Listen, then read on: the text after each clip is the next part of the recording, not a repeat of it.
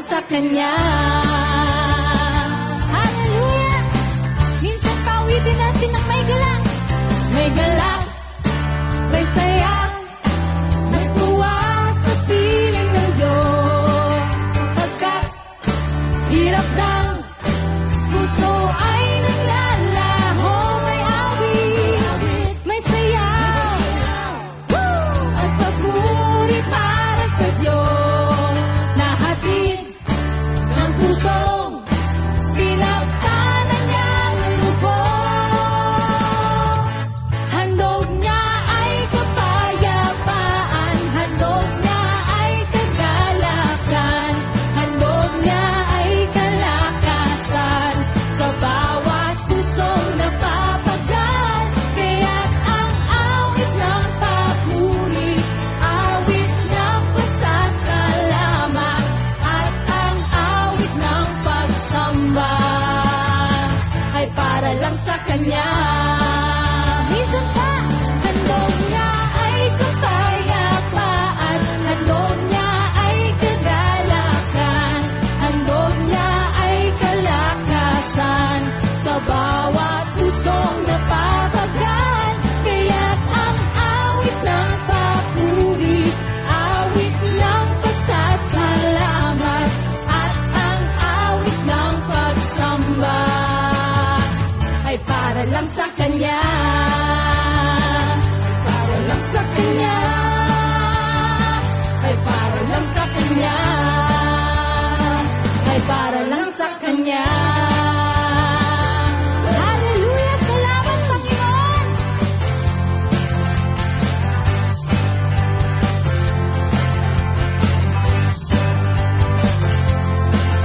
Kailangan ko ay pag-ibig mo, O Diyos, sa buhay kong ito. Ang kagalakan mo ay kalakasan ko, Ikaw ang nais ko. Ikaw lamang ang pupurihin, ang pangalan mo'y dadakilain. Wala na sa'yong maihahambing, ang awit ko'y iyong dinggin. Langit ang aking nadarama, sa tuwing kapiling ka, ang puso ko'y sumisigla, kapag sa'yo'y sumasamba. Hallelujah! Ang kailangan ko ay pag-ibig mo, O Diyos, sa buhay kong ito. Ang kagalakan mo ay kalakasan ko, Ikaw ang nais ko. Ikaw lamang ang pupurihin, ang pangalan mo'y dadakilain. Wala na sa'yong maihahambing, ang awit ko'y iyong dinggin. Langit ang aking nadarama, sa tuwing kapiling ka, ang puso ko'y sumisigla, kapag sa'yo'y sumasamba. Langit ang aking nadarama, sa tuwing kapiling ka, ang puso ko'y sumisigla, kapag sa'yo'y sumasamba. Ikaw lamang ang pupurihin, ang pangalan mo'y dadakilain. Wala na sa'yong maihahambing, ang awit ko'y iyong dinggin. Ikaw lamang ang pupurihin, ang pangalan mo'y dadakilain. Wala na sa'yong maihahambing, ang awit ko'y iyong dinggin. Langit ang aking nadarama, sa tuwing kapiling ka, ang puso ko'y sumisigla, kapag sa'yo'y sumasamba. Langit ang aking nadarama, sa tuwing kapiling ka, ang puso ko'y sumisigla, kapag sa'yo'y sumasamba. Hallelujah! Salamat, Panginoon! Napakabuti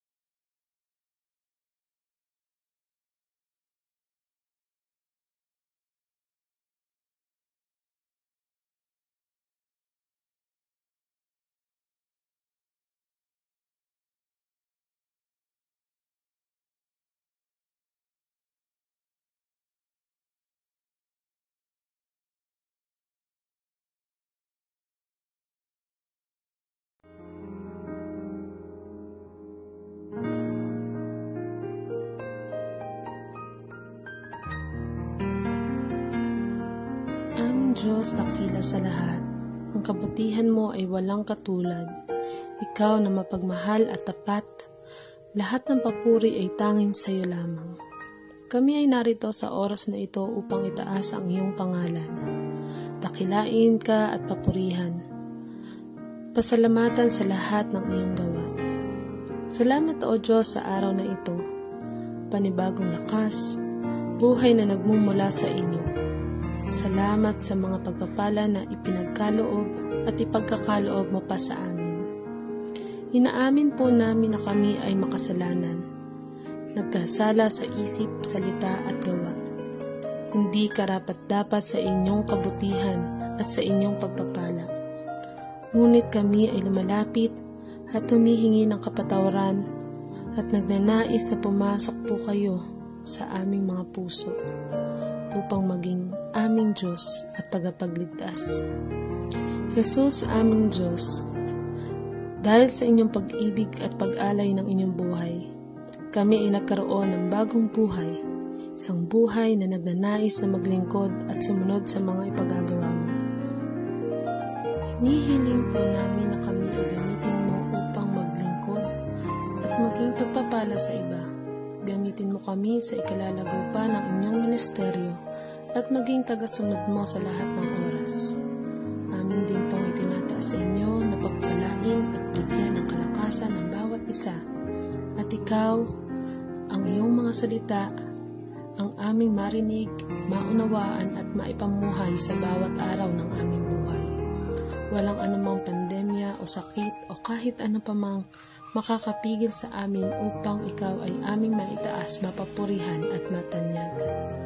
Ang lahat ng ito ay ipinagpapasalamat at itinataas namin sa tanging pangalan ng aming Ama, Diyos at tagapagligtas na si Jesucristo. Amen.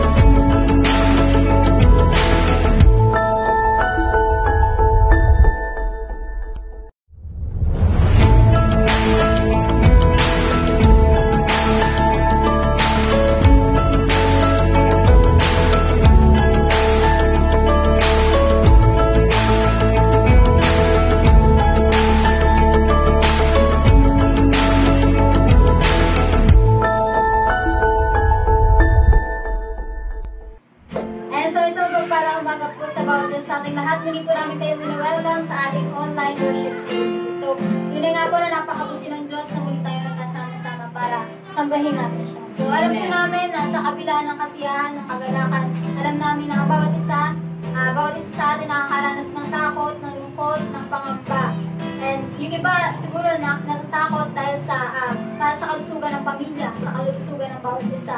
Yung iba naman natatakot na mula ng trabaho o natatakot na gawin yung isang bagay. But the good thing is here, mga kapatiran, ay natatakot tayo dahil alam natin na hindi natin kaya ng mag-isa.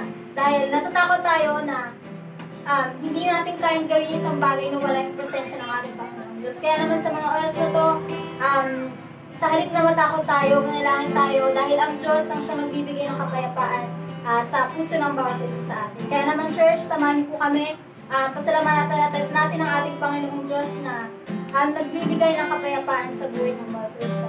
Sama-sama po nating banggitin ang salita ito, thank you Lord. Yes Lord, thank you Lord.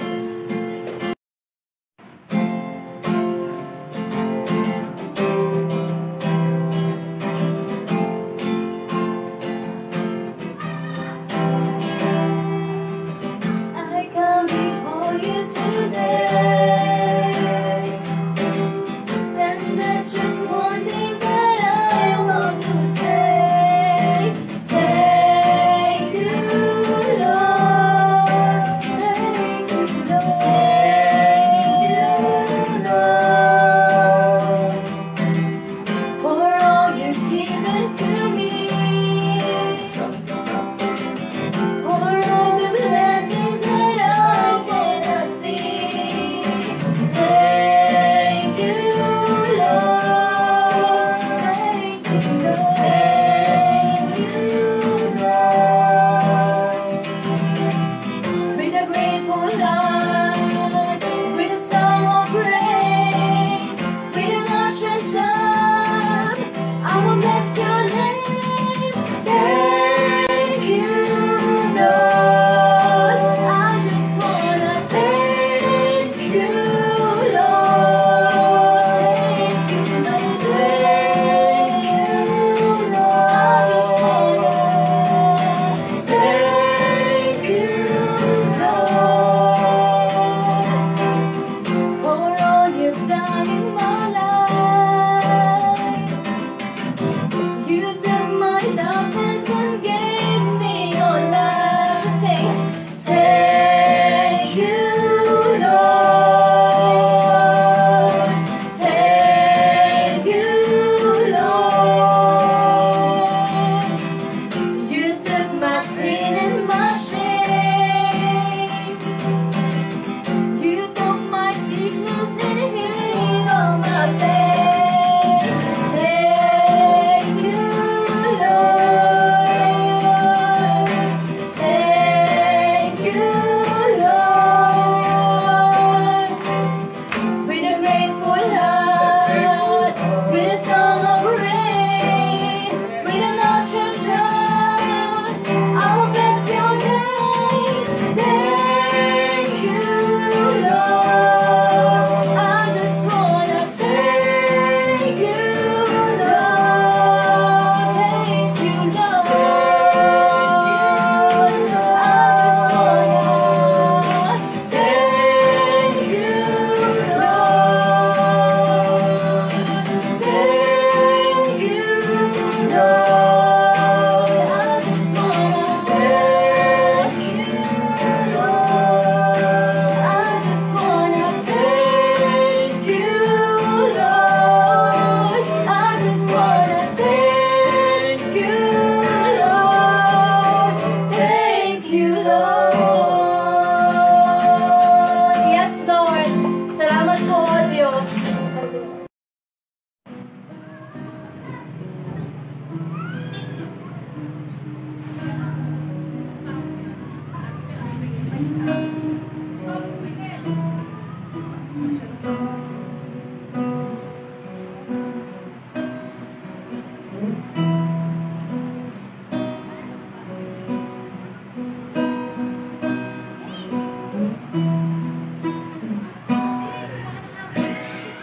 Lord, thy God, I confess, bowing here, I find my rest.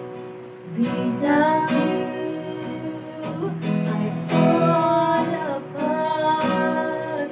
You're the one that guides my heart.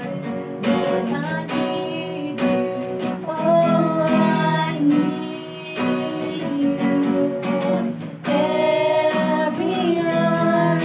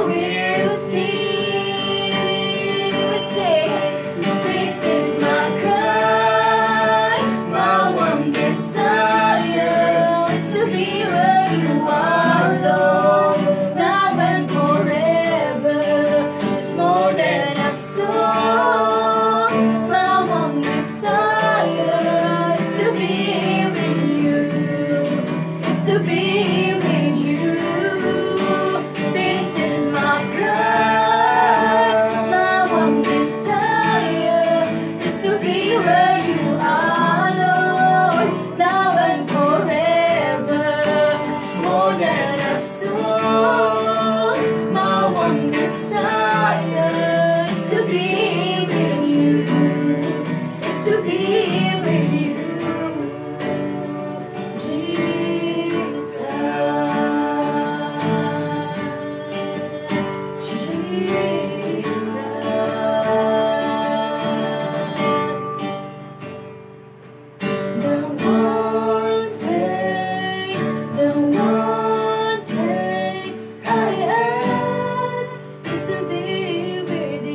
The one thing we ask, we sing.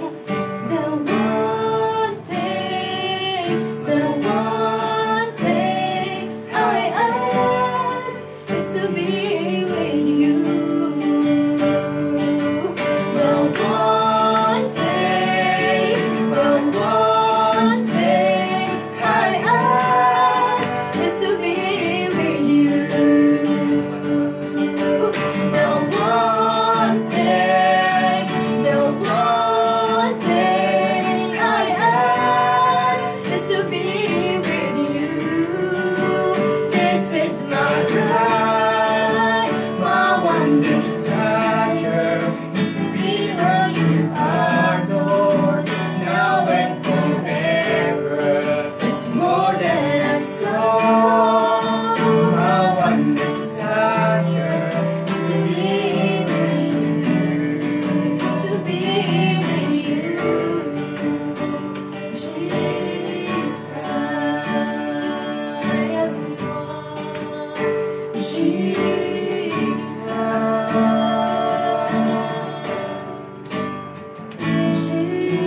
Jesus. Yes, Lord.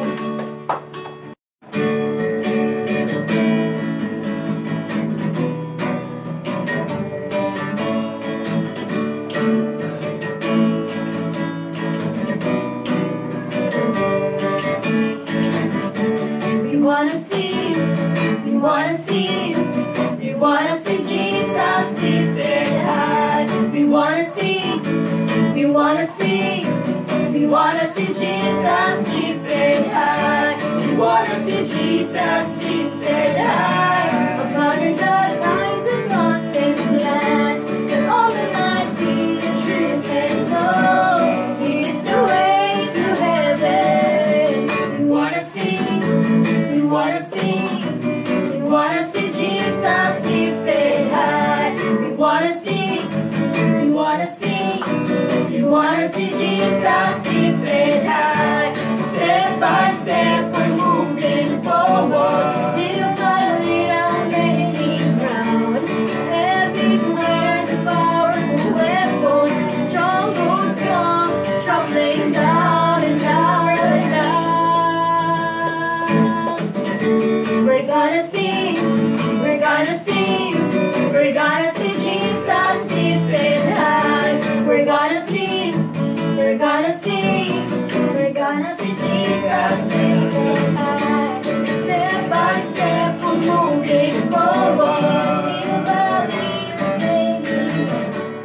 Every prayer is powerful weapon. Strongholds come tumbling down and down and down. We wanna see, we wanna see, we wanna see Jesus lifted high. We wanna see,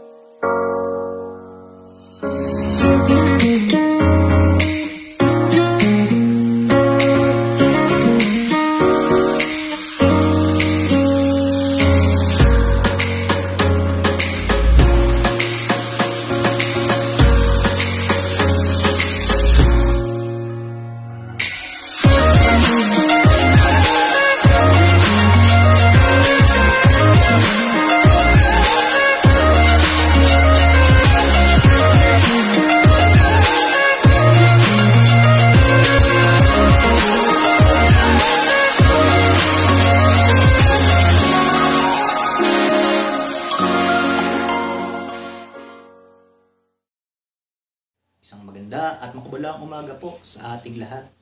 At syempre, kung nais niyo pong maging makabuluhan ang oras na ito, wala po kayong ibang gagawin kundi ihanda lamang ang inyong sarili.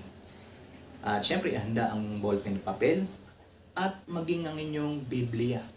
Aklat man yan o isang application sa inyong cellphone. Muli, sa paghahanda ng inyong cellphone, ihanda nyo rin ang inyong mga kamay, mag-isip panandali, at simulang i-like, simulan nyong mag-comment, at bumati. At syempre, i-share din ang ating live worship sa Panginoong Jesus. Maging ang ating pag-aaralang mensahe na maiparating sa ating mga kapamilya, kapatiran, kaibigan, na nais nyong mabahaginan ng salita ng Diyos at iba nyo pang mahal sa buhay. Again, uulitin ko po, ihanda ang inyong cellphone at mga kamay, mag-isip panandali, at simulang i-like o mag-heart o react, mag-comment at mag-greet. I-share din ang ating live worship sa Panginoong Hesus, maging ang ating pag-aaralan ngayon na mensahe na maiparating. Huwag na huwag kayong papayag na hindi maiparating ito sa ating mga kapamilya, kapatiran, kaibigan na nais niyong mahabaginan ng salita ng Diyos. At syempre, ng iba niyo pang mahal sa buhay. Okay, let's start.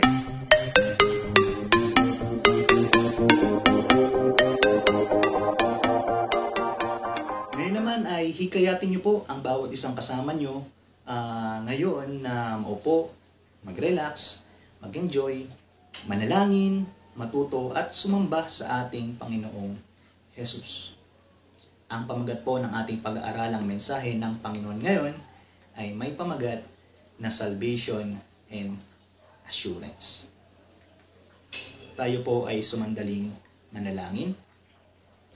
Aming Diyos na makapangyarihan sa lahat, kami po ay dumudulog sa inyo at lumalapit at patuloy na nais na magamit ang araw na ito upang kayo papurihan, sambahin, at mapasalamatan. Gamitin nyo rin po ang oras na ito na kami ay matuto sa pamagitan ng inyong mensahe. Naway pagkalooban nyo po kami, Panginoon, ng kaalaman at karunungan nagmumula sa pangunguna ng inyong banal na Espiritu.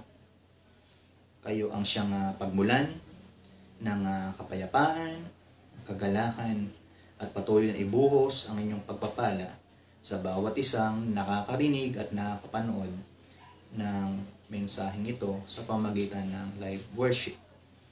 Muli, maraming salamat at ikaw ang aming itinataas sa pangalan ng Jesus. Luke chapter 19 verse 10. For the Son of Man came to seek and to save the lost.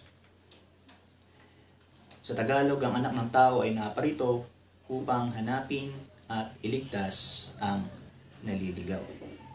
Matapos po nating mabasa ang verse, ay ibibigay ko po sa inyo ang unang tanong na ating sasagutan.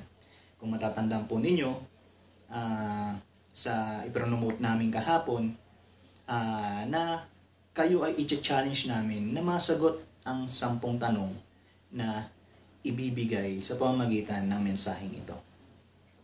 Kaya ini-encourage ko po kayo na huwag mahiyang ibahagi sa comment section ang inyong naiisip na kasagutan sa mga tanong. Hindi po ituturing ninyo naman na mali ang inyong naibahagi kasagutan. Huwag po kayo mag-alala, hindi po kayo ititiwalag, at hindi rin po kayo ipapapako sa krus dahil sa inyong naging kasagutan. Kaya naman, huwag mahiyang mag-comment, huwag mahiyang magtanong, ituring na isa itong response or tugon sa pagtuturong ginagawa sa atin ng Panginoong Jesus. So, tara, simulan na po nating sagutin ang unang tanong. The first question is, what are the various concepts about how man can save from the penalty of sins? Sa wikang Tagalog, ano sa tingin ninyo ang iba't ibang paniniwala o ginagawa ng tao para siya maligtas sa kaparusahan ng kanyang mga nagagawang kasalanan. Basahin lamang po natin ng ilang beses at isipin ang naging unang tanong. Meron po tayong nakalaan na 1 minuto para po ma-comment o maibahagi ang ating naiisip na kasagutan sa comment section. Again, inikayat ko po kayo na magbahagi kahit isa o higit pa ng mga kasagutan bago po tayo dumako sa susunod na pag-aaral. Ang 1 minuto ay magsisimula na.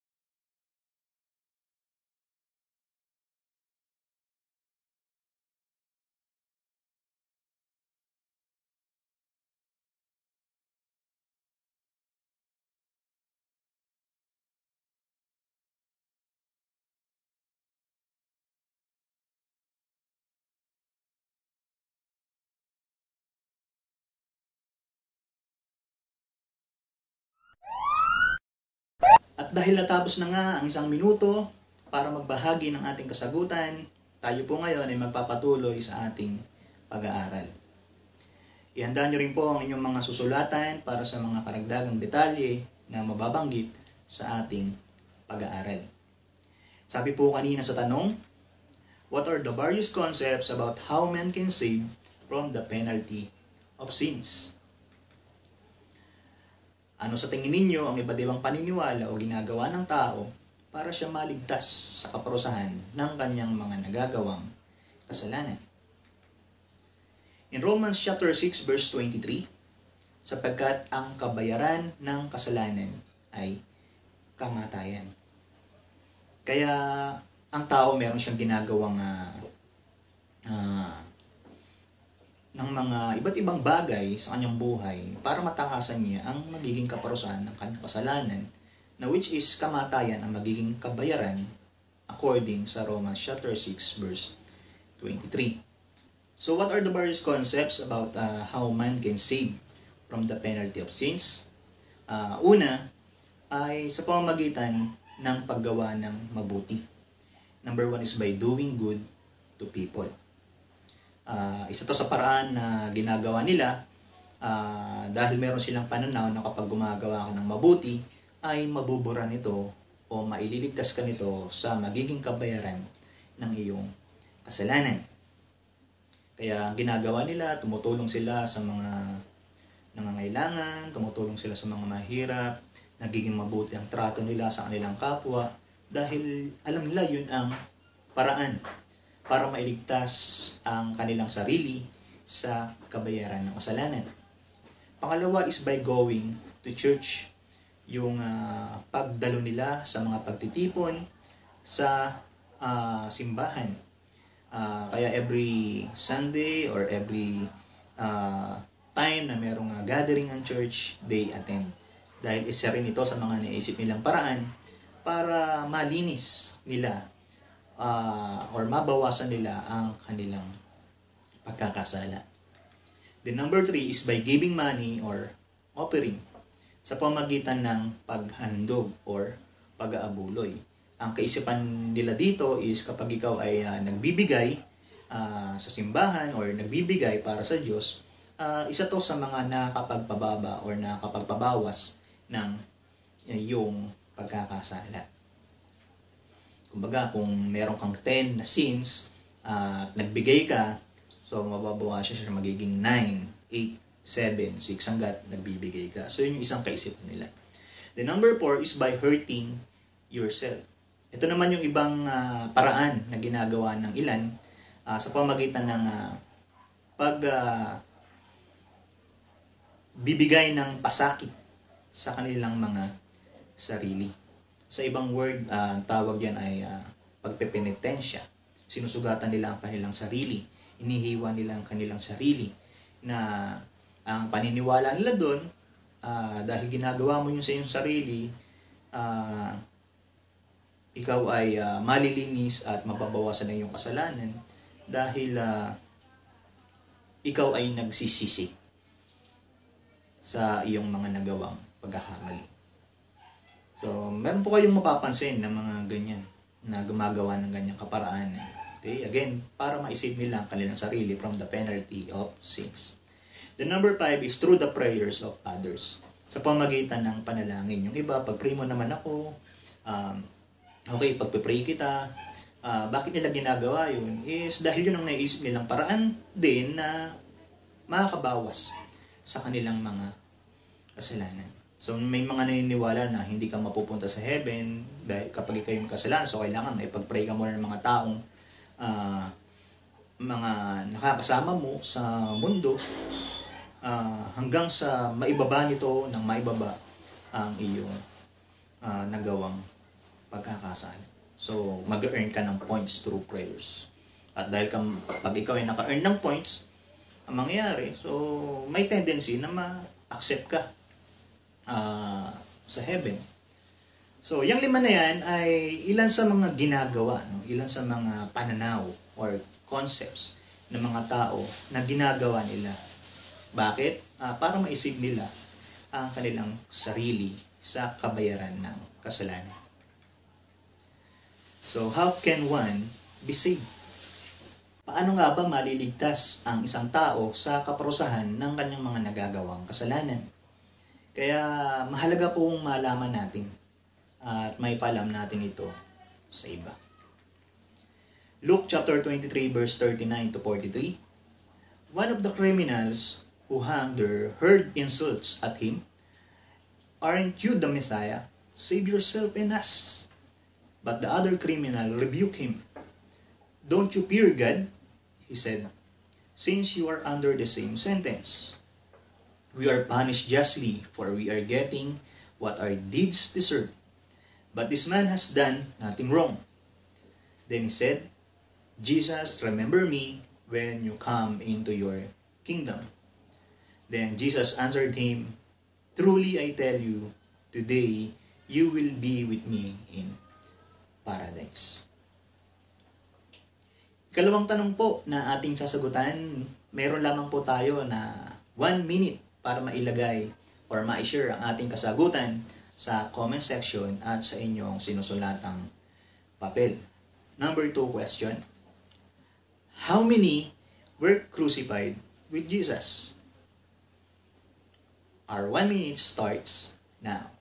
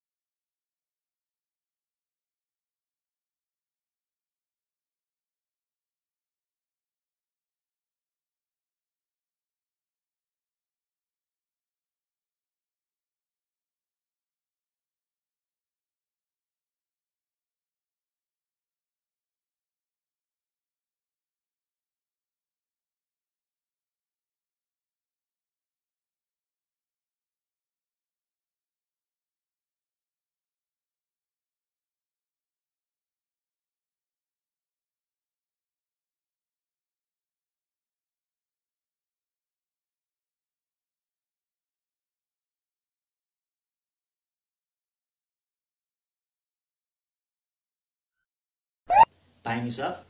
Ang kasagutan po ay how many were crucified with Jesus? Tingnan niyo po kung tama ang inyong naging kasagutan. Merong 2. Pangatlo po ng katanungan. How did man, number 1, react to Christ? Paano o ano ang napansin ninyong naging tugon ni taong nakapako number 1 sa Panginoong Jesus. Meron po ulit tayong 1 minuto para isulat at ibahagi ang ating kasagutan.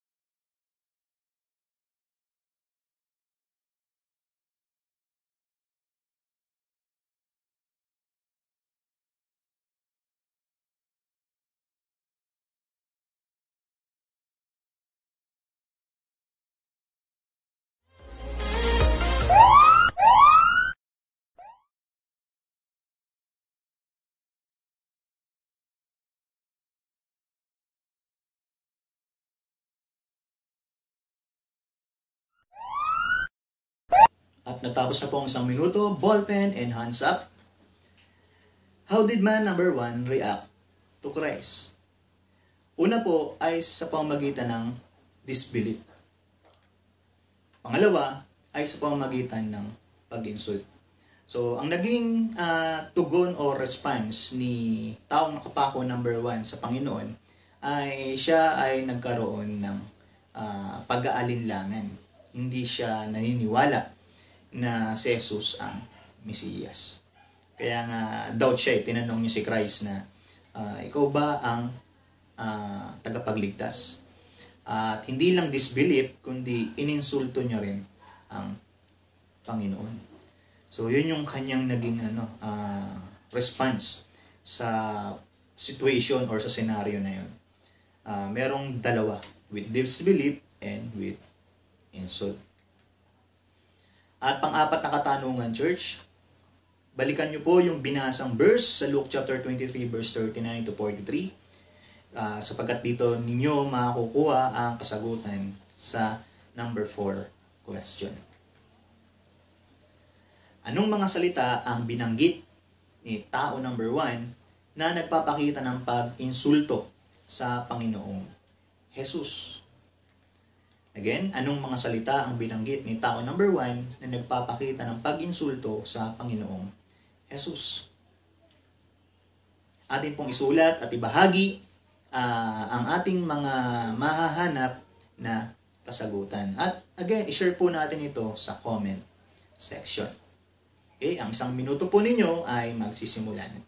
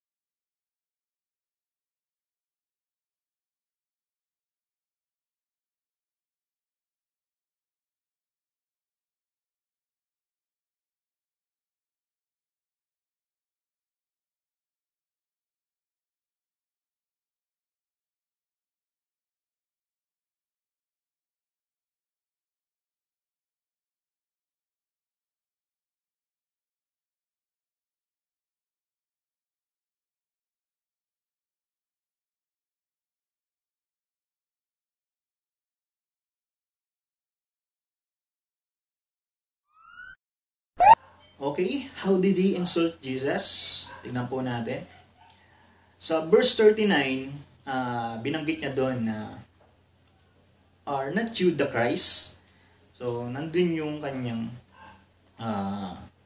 pananalita na nagpapakita ng pag-insult sa Panginoong Jesucristo. So, may kita rin natin doon yung kanyang disbelief. Then, number 2, save yourself and us. So parang kinukutya niya na nakikita mong nakapako na nga tayo dito, bakit hindi mo pa gawing iligtas ang iyong sarili at isama mo na rin kami kung ikaw ang tagapagligtas. So yan yung pangalawang pagpapakita ng insulto ni taong nakapako number 1 sa Panginoong Hesus. At pangatlo, who is the Christ? So yan yung isang question na binanggit niya na nagpapakita ng insult sa Panginoong Hesus. So hindi niya kilala or maaaring talagang hindi niya kilala kung sino ang Kristo. So yan yung ilan sa mga kasagutan na how did he insult Jesus. Okay, nakakalima na po tayo. Number 5 question. How did man number 2 react to man number 1? Ano ang ginawa ni taong nakapako number 2 kay taong nakapako number 1? Matapos nitong marinig ang mga pinagsasabi nito sa Panginoong Hesus. Again, ano ang ginawa ni taong nakapako number 2 matapos siyang marinig ang mga pinagsasabi nito sa Panginoong Hesus? Okay, so balikan lamang po ninyo ang Luke chapter 23 verse 39 to 43 at muling isulat at ibahagi ang ating makikitang kasagutan. So, ang 1 minuto ay muling magsisimula.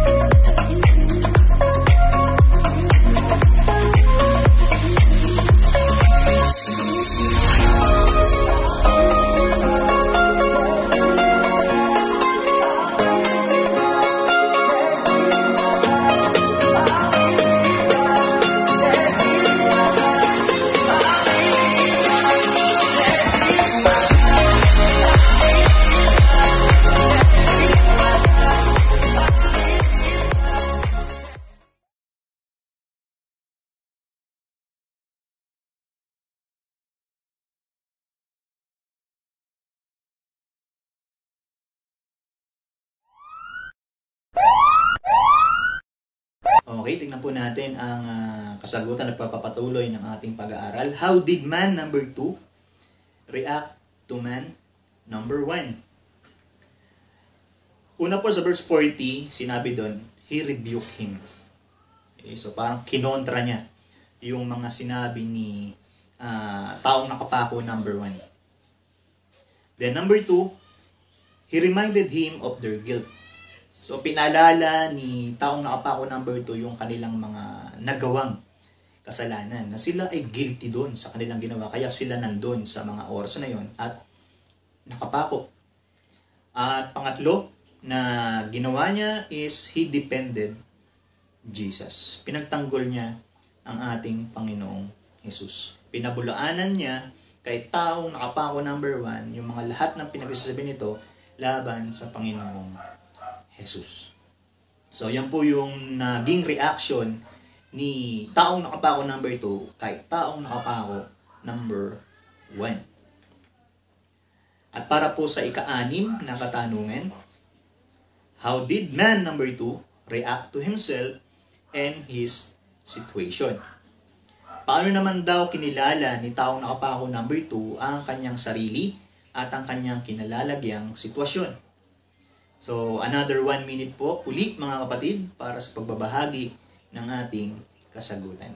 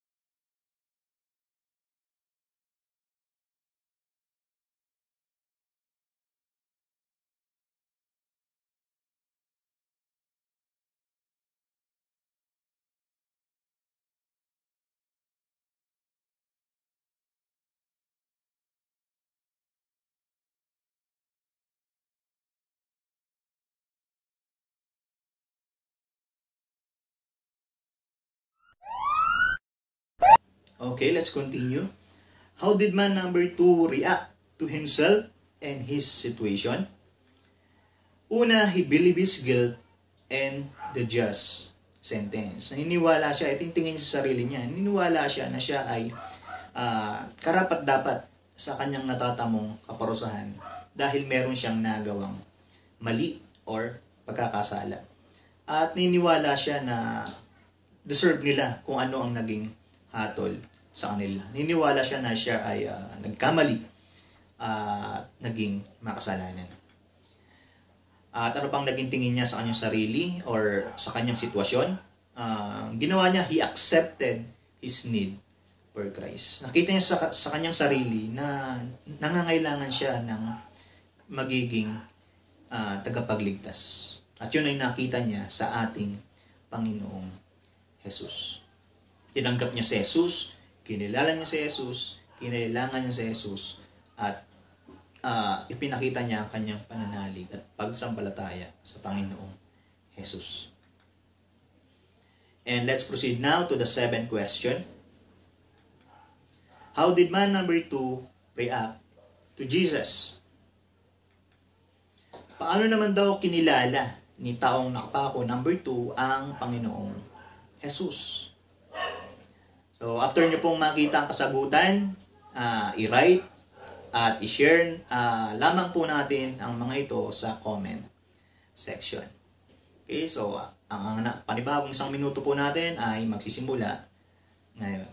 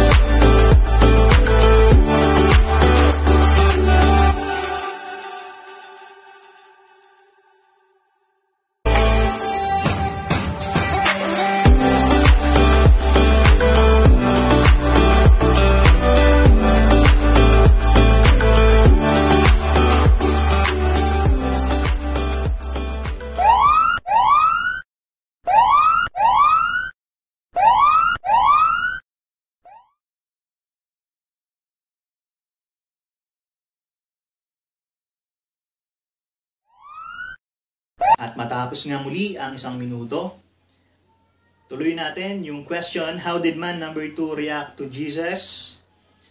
Ang una po dyan is sa verse 40, he believed Jesus was God. So kanina yung tingin niya sa sarili niya. No? So ito naman yung naging reaction niya kay Jesus. Siya ay naniwala kay Jesus na ito ay Diyos. Then, paano pa siya nag-react? Sa verse 41, sinabi po doon, he believed in Christ's sinlessness. Nakikita niya, naniniwala siya na yung taong kasama nila doon sa gitna ay nakapako. At nakapako doon, hindi dahil siya ay naging makasalanan, kundi naniniwala siya na ang taong ito ay walang kasalanan. Okay? So, yan yung isa sa mga pinaniniwalaan niya. Then, sa verse 42, sinabi doon, he acknowledged his need for Jesus. At tinanong niya ang Panginoong Jesus to save him. So, sa kabila ng sandali no, na nakausap niya ang Panginoon, sinabi niya sa Panginoong Jesus yung kanyang pag-acknowledge, yung kanyang pagtanggap, yung kanyang pagkilala kay Jesus bilang tagapagligtas. At maaring yun yung prayer niya kay Jesus no, na siya ay iligtas. Kaya nga sinabi niya doon na isama mo ko sa iyong paraiso. At ngayon, sa ating $1 million question number 8 is how did Jesus react to man number 2? So si Jesus naman ang makikita nating nag-response or tumugon dito kay taong nakapako number 2. So ano ang sinagot ng Panginoong Hesus kay taong nakapako number 2 matapos nitong kilalanin at paniwalaan si Jesus bilang kanyang tagapagligtas? Again, ano ang sinagot ng Panginoong Hesus dun sa taong nakapako number 2 matapos nitong kilalanin at paniwalaan siya bilang tagapagligtas? So our time to share starts now.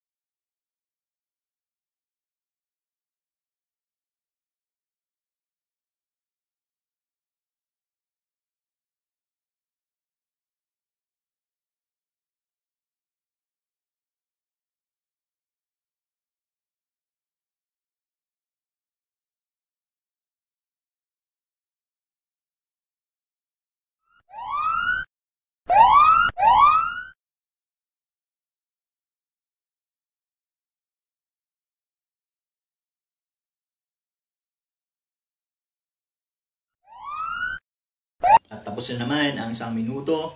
So let's continue. How did Jesus react to man number 2? Sa verse 43, sinabi po doon, at ipinakita doon that He accepted and saved him. Tinanggap ng Panginoong Hesus yung taong yun. At siya ay pinangakuan at sinabihan na siya ay ililigtas. So, tawag dito, yung response ng Panginoong Hesus is makita natin na nandun agad. Once na makita natin yung prayer or yung sinambit doon nung ni taong nakapako number 2. So agad-agad yun ang tinanggap ng Panginoong Hesus at siya ay iniligtas. Church, malapit na tayo sa last and final question. So, dadako na tayo sa question number 9. Do you think man number 2 was saved? At follow-up question, what is our assurance? Okay, do you think man number 2 was saved? What is our assurance? Sa tingin nyo ba si taong nakapako number 2 ay naligtas? Yes or no lamang po ang sasagot ninyo at ito ay bigyan ninyo ng kadahilanan. Ano ang inyong kasiguraduhan na siya nga ay ligtas? Okay, so meron po muli tayong 1 minuto para ma-share at maipaliwanag ang ating mga answers. So ngayon pa ba kayo susuko? Nakasyam na tayo. So kaya nyo yan. So 1 minuto ay muling magsisimula.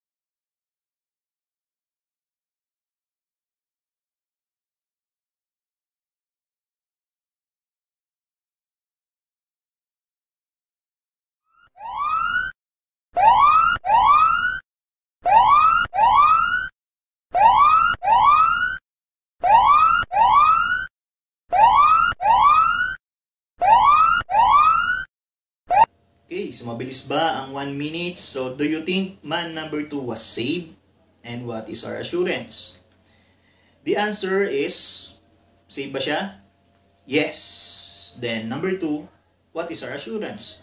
Sinabi na mismo ng Panginoong Hesus, today, you will be with me in paradise. So, makikita natin dun, siya ay ganap na ligtas. Sigurado? Yes, dahil ang Panginoon mismo ang nagsabi. Okay? Today, you will be with me in paradise. At napakalinaw ng assurance na yun na galing sa ating Panginoong Jesus. At nasa finish line na tayo para sa ika-10 tanong. Number 10, how did man, number 2, get saved? Okay, how did man, number 2, get saved? Paano naligtas si taong nakapako, number 2? Sa pagkakataon pong ito ay meron po tayong 2 minuto, okay, para lubos at ganap na masabi at may paliwanag ang ating kasagutan sa comment section. So, ang inyo pong 2 minuto ay atin nang simulan.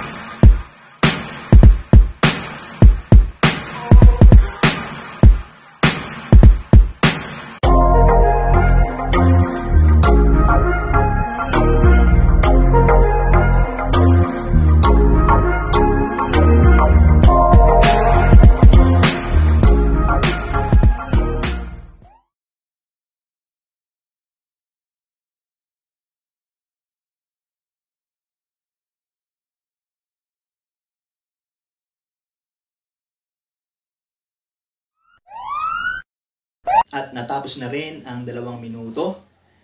And let's continue. How did man, number 2, get saved? The answer, number 1, he accepted his sinfulness. Okay? Inamin niya, tinanggap niya ang kanyang pagkakasala or nagawang kasalanan. So may kita po natin yung kapag binaligan yung story, sinabi niya doon na siya ay nagkamali, kasala, at deserve niya kung bakit siya nandun sa krus. The number 2, he believed in Christ. Isa to sa mga steps, no? Siya ay nanalig, siya ay nagtiwala, siya ay naniwala na si Jesus ang Kristo, na si Jesus ang Mesiyas, na ang ating Panginoong Jesus ang tagapagligtas. And number 3, he committed his salvation to Christ. Ipinagkaloob niya, inilaan niya, hiningi niya yung kanyang magiging kaligtasan kay Jesus, sa ating Panginoong Jesus. So, yan po ang ilan sa mga answers kung paano or ano yung naging steps or ano yung naging way kung paano siya nailigtas ng Panginoon. So, ganun lang church. Ganun lang mga kapatid. Okay, napakalinaw na itinuro sa atin ng Panginoong Hesus through the crucifixion story kung paano maliligtas ang tao sa kaparusahan ng kasalanan. Kilalanin, tanggapin, sumampalataya sa Panginoong Hesus bilang ating Panginoon at tagapagligtas. At ipagkatiwala sa ating Panginoong Hesukristo ang ating kaligtasan. Siyempre, dahil alam ko, bitin pa kayo sa 10. So, na question, magkaroon po tayo ng bonus question.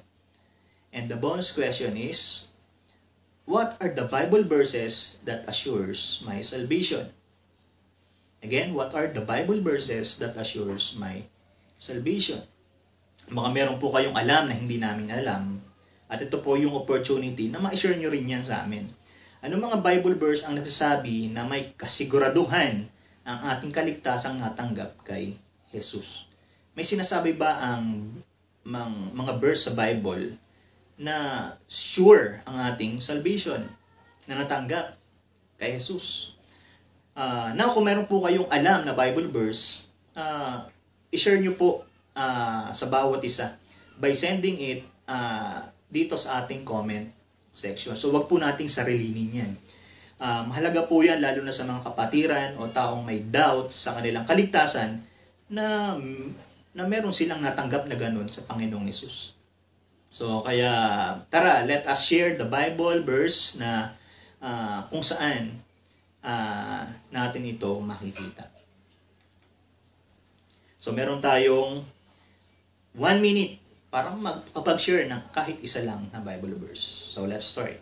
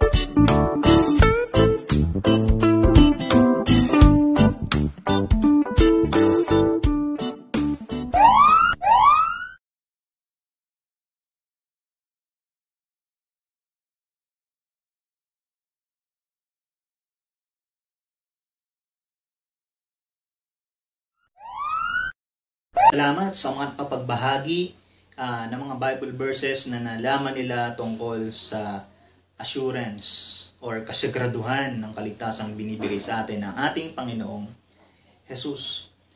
Naway pagpalain kayo ng Panginoong Jesus sa inyong pag-share ng mga verses na yan. So, balikan po natin muli yung question, what are the Bible verses that assures my salvation? Dagdag nyo po, kung ito po ay wala pa sa inyong listahan, makikita rin natin ito sa Philippians chapter 3, verse 20. So, once na tayo ay tumanggap at nanampalataya sa Panginoong Hesus, isang assurance doon is yung sinasabi sa Philippians chapter 3, verse 20, na tayo ay isa ng heavenly citizen.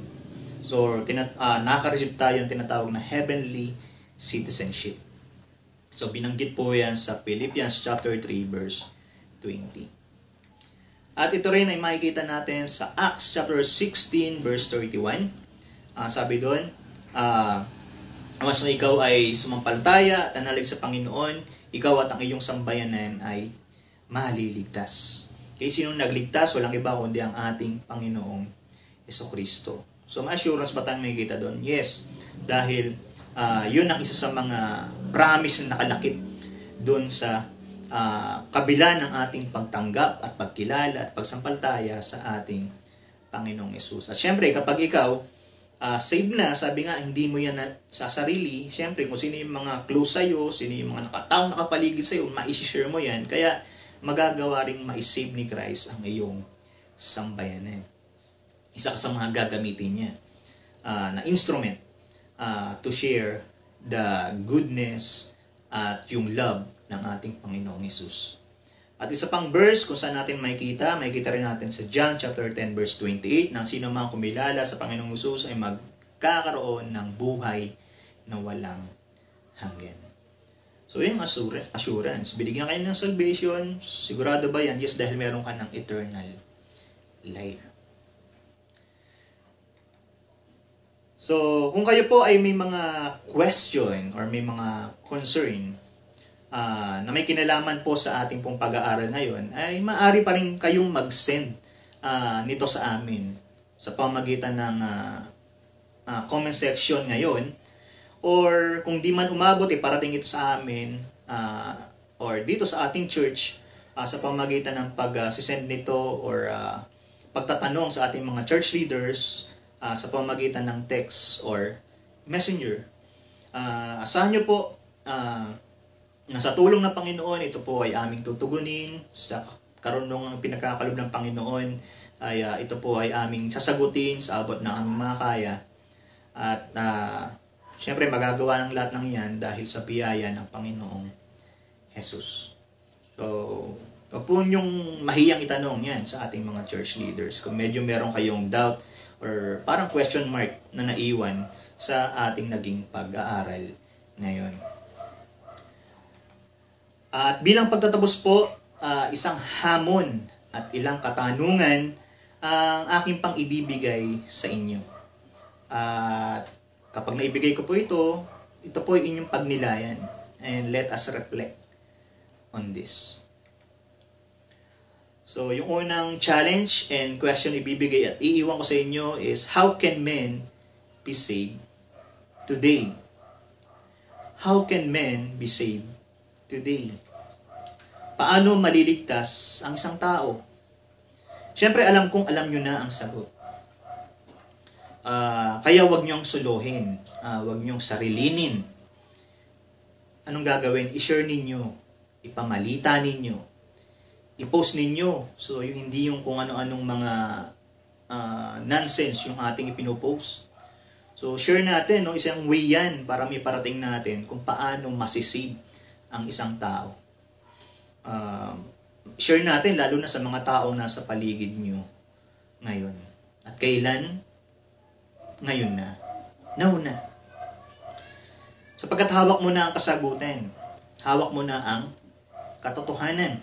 At dapat yan, hindi yan itinatago at hindi rin yan pinatatagal.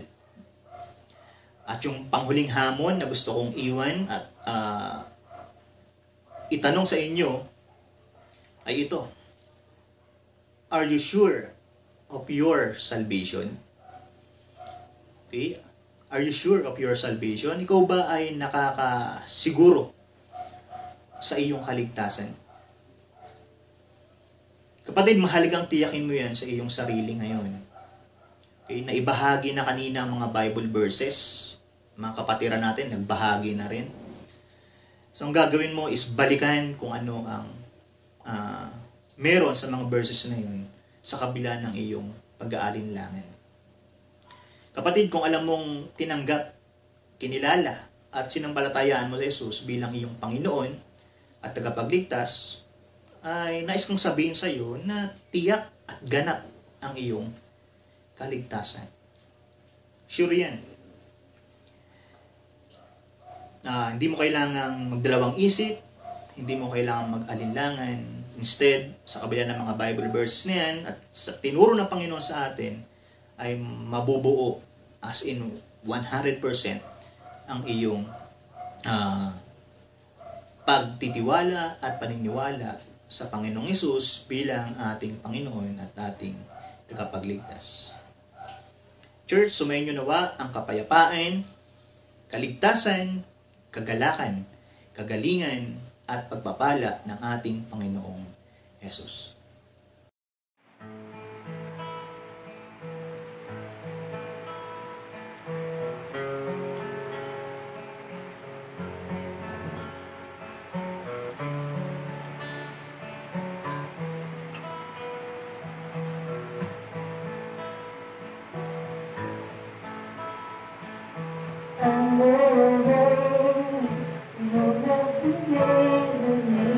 Under me, shadows covers me. From His love, my heart is safely under.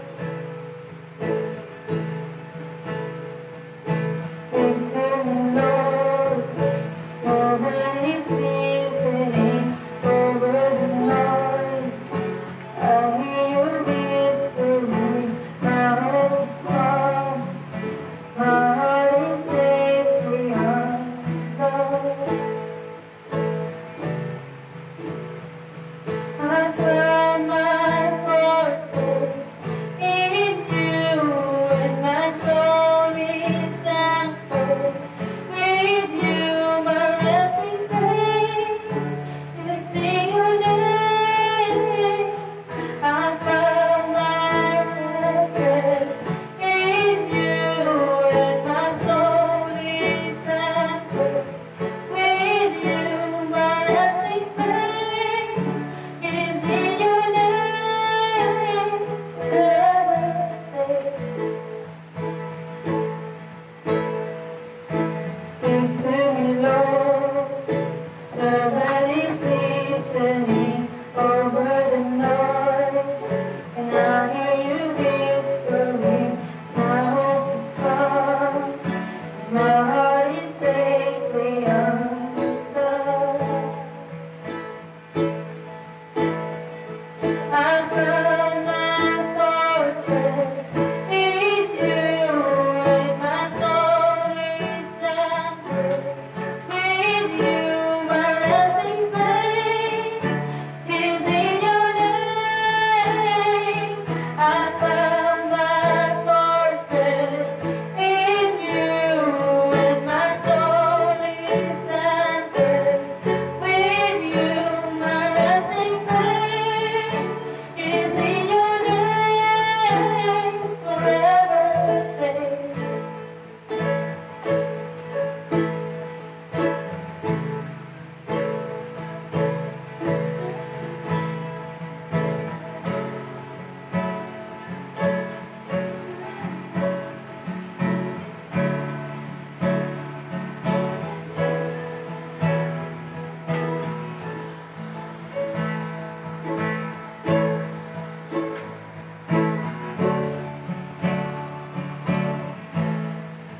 You are never far away, always reaching out to save the weakness covered by Your strength. And I am found forever safe. You are never far away, always reaching out to save the weakness covered by Your strength. And I am found forever safe. You are never far away, always reaching out to save the weakness covered by Your strength. And I am found forever safe. I found my purpose in You, and my soul is anchored with You. My resting place is in Your name. I found my fortress in You, and my soul is anchored with You. My resting place is in Your name. I found my fortress in You, and my soul is anchored with You. My resting place is in Your name. I found my fortress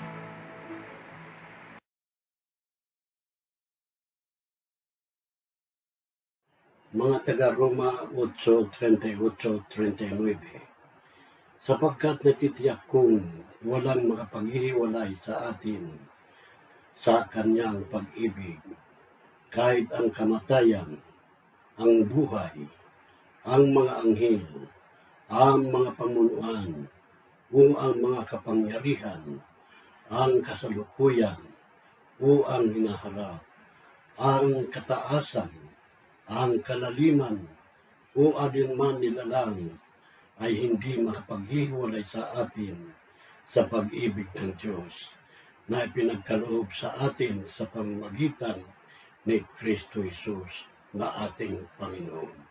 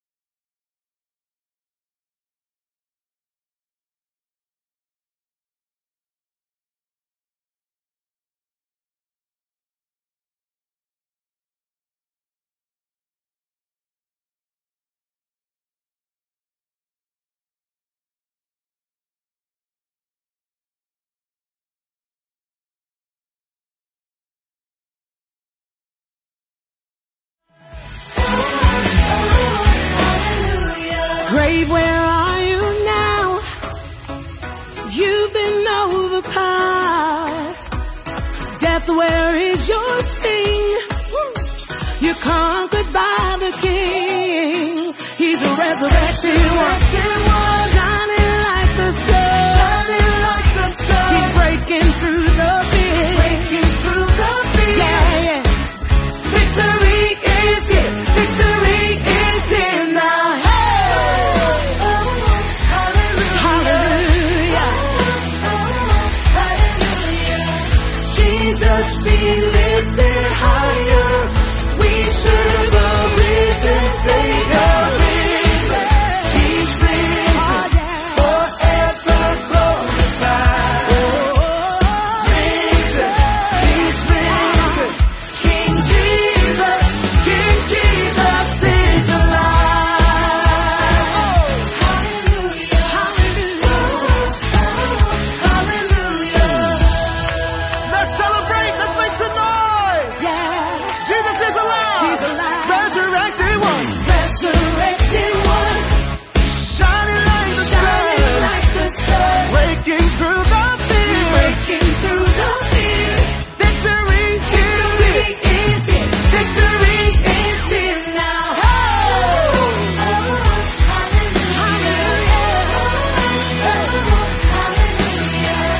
Jesus be We serve a risen Savior. He's risen. Oh yes, He is. He's glorified. He's risen. King Jesus.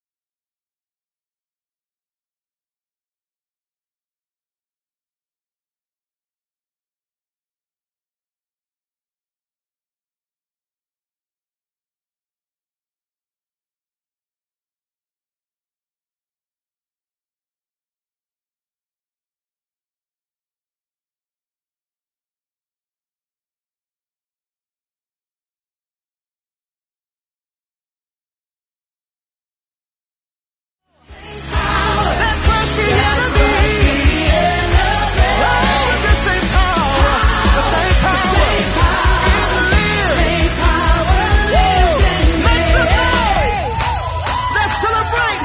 Jesus is alive. Forever risen. Seated with all glory. Hey, hey. Let's declare it. He's risen. 1, 2, 3, say risen. He's risen. Forever glorified. Risen. He's risen. King Jesus. He is alive. Oh, hallelujah. Hallelujah. He's alive. He's alive. He's alive. King Jesus is alive. Oh, yes, He is. Oh, yes, He is. He's alive.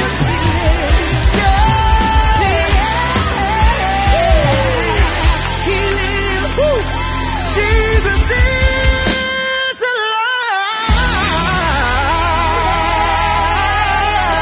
alive. Yes, He is. Yes, He is. Yes, He is. Oh, yes, He is.